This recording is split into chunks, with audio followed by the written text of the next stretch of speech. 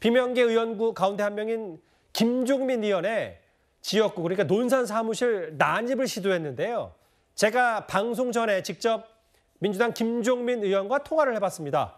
김종석의 빨간 전화입니다.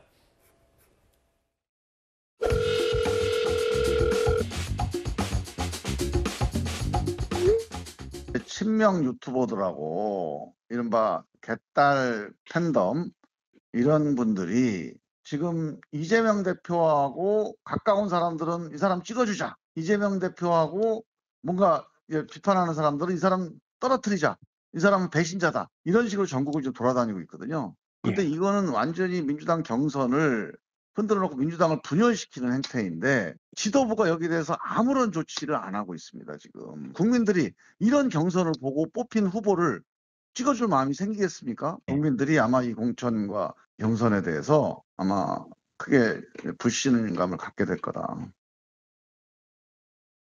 제가 방송 전에 이제 김종민 의원과 직접 통화를 해보니까 이승훈 변호사님, 그 논산 지역구잖아요. 근데 이제 그 지역구 사무실에는 아무도 없었던 모양이에요. 근데 이제 이재명 대표 지지자로 추정되는 개딸들이 10명 정도가 여기 찾아서 뭐 꺼져라, 역적이다 이런 얘기를 해서 좀 곤혹을 치렀다는데, 글쎄요, 이제 말부터 이제 행동까지 좀 더 거칠어지면 김종민 의원 말만 따라 뭔가 이재명 대표 차원에서도 좀 적절한 제어가 필요하지 않을지 좀 어떻게 판단하십니까? 이제까지 뭐 이재명 대표가 비명계를 향한 굉장히 극단적인 발언에 대해서는 자제를 요청을 몇 번 했었어요. 다만 그렇다 할지라도 뭐 강성 지지층들의 어느 정도의 일탈은 불가능한 것이고, 그런 것들을 사실상 대표가 매번 얘기할 수는 없는 거거든요. 이건 김종민 의원도 왜 이런 비판을 받고 있는지에 대해서는 좀 고민을 해봐야 될 것 같고요. 자꾸 이재명 지도부가 공천을 공정하게 하지 않을 것이다, 않을 것이다, 않을 것이다 하는 것들을 들어보면 결국은 자신에게 유리한 공천을 달라고 요구하는 것 같아요. 현역 의원들, 특히 3선 이상의 의원들은 엄청난 기득권을 가지고 있어요. 굉장히 많은 인맥과 그리고 국민의 세금을 이용한 권한들이 굉장히 많잖아요. 그걸 가지고 사실상 자신이 정치적인 활용을 하고 있기 때문에 기득권을 내려놓는 것이 굉장히 실질적인 공정이거든요. 근데 자신의 기득권은 그냥 지키면서 이 자신을 지지해달라. 그래서 이재명 대표에게 자신에게 반대한다는 사람들을 막아달라. 이렇게 요구하는 것은 결국 자신을 보호해달라고 하는 것이고, 이게 공정하다라고 볼 수 없다. 이런 말씀 드리고요.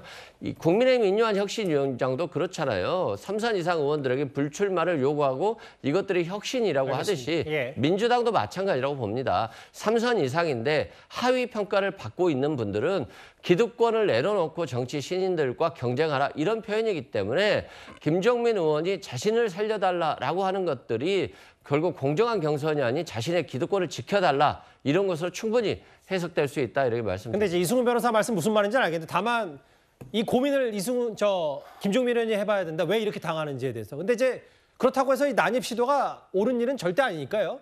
그 부분은 이제 당연히 짚고, 당연히 아니죠. 근데 이제 그거를 왜 이제 본인이 이걸 당하는지 고민해봐야 한다는 측면보다는 이제 김종민 의원에 대한 여러 그 당원들에 대한 비판이 있을 수 있어도 난입 시도가 정당화될 수는 없으니까 이제 그 부분은 제가 좀 짚고 넘어가겠습니다.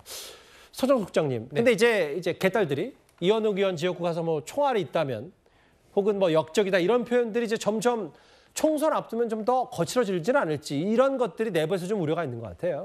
위험 수준이 점점 올라가고 있는 것이죠. 저는 이게 말로 그냥 이런 행동 자제해달라 하는 단계를 좀 지나고 있지 않나 하는 걱정이 됩니다. 이게 지금 총선이 본격화되지 않은 지금 시점인데 벌써 지방까지 내려가서 이게 말이 아니라 물리력을 일종의 행사하는 그런 것이거든요.